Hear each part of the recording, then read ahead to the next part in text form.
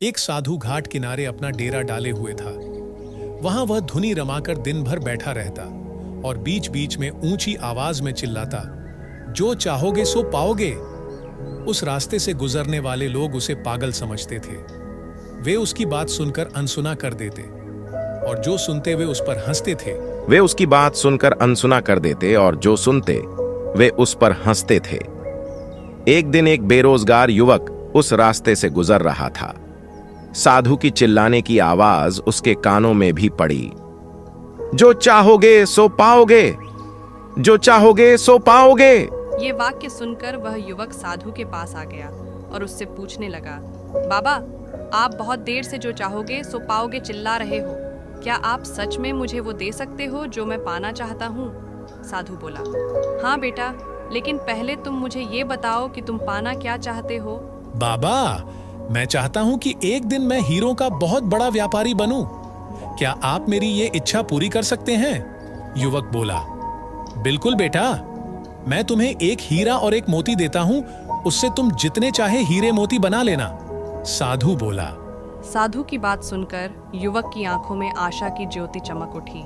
फिर साधु ने उसे अपनी दोनों हथेलियां आगे बढ़ाने को कहा। युवक ने अपनी हथेलियां साधु के सामने कर दी। साधु ने पहले उसकी एक हथेली पर अपना हाथ रखा और बोला, बेटा, ये इस दुनिया का सबसे अनमोल हीरा है। इसे समय कहते हैं।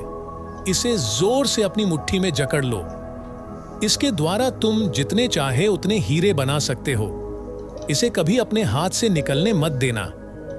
फिर साधु ने अपना दूसरा हाथ युवक की दूसरी हथेली पर रखकर कहा, बेटा, ये दुनिया का सबसे कीमती मोती है।